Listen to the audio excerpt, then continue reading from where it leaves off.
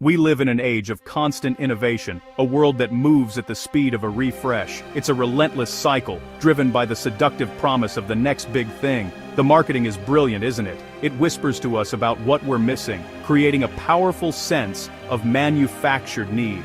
Every year, millions of us line up, virtually or in person, to upgrade our phones, laptops, and countless other gadgets. We're chasing more than just faster speeds and sleeker designs.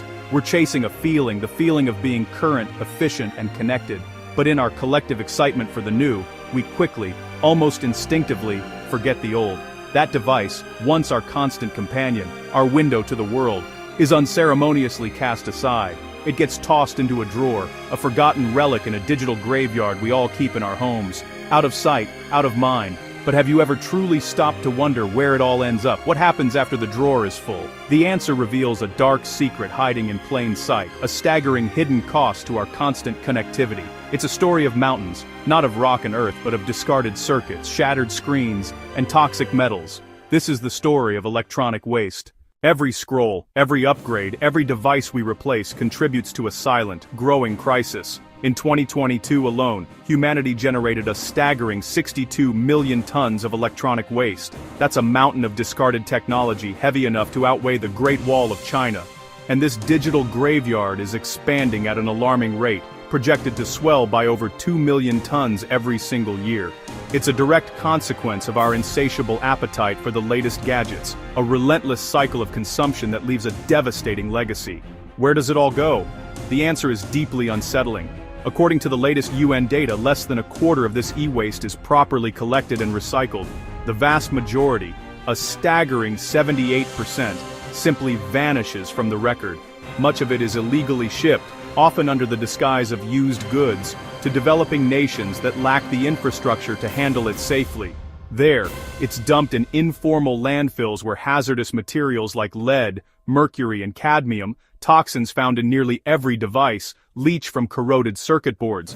They poison the earth, contaminate vital water sources, and create severe health risks for the communities forced to live amongst our digital ghosts. But the environmental cost begins long before a device is thrown away. The story starts deep within the earth.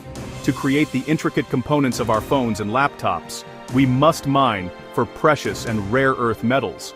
This process involves carving massive open-pit mines into the planet, destroying irreplaceable forests, displacing wildlife, and scarring landscapes forever. Extracting these materials is incredibly energy-intensive, releasing immense amounts of carbon emissions and often polluting local water supplies with toxic runoff. We are literally tearing the world apart to build devices we will discard in just a few years. This destructive cycle is fueled by a culture of disposability. We're encouraged by constant marketing, planned obsolescence, and the allure of the next big thing to perpetually upgrade. It's a one-way, linear path, from mine to factory, to our hands, and ultimately, to the landfill.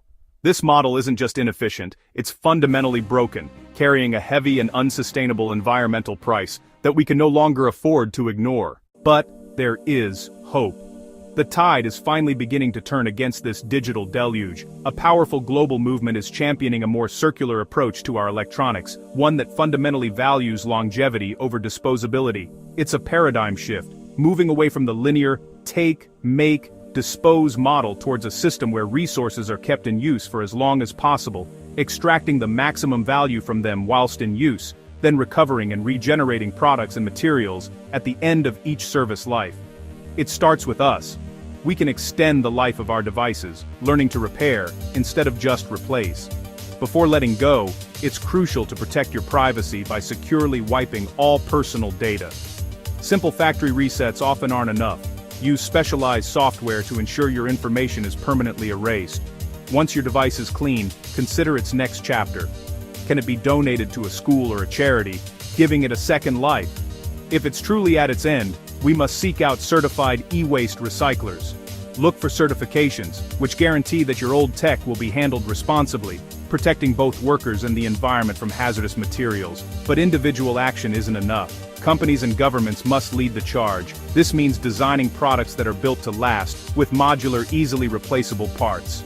It means embracing strong, right to repair legislation that gives consumers and independent shops access to the parts, tools, and information needed for repairs. And it means creating and enforcing comprehensive, accessible recycling policies and buyback programs that make doing the right thing the easiest option for everyone.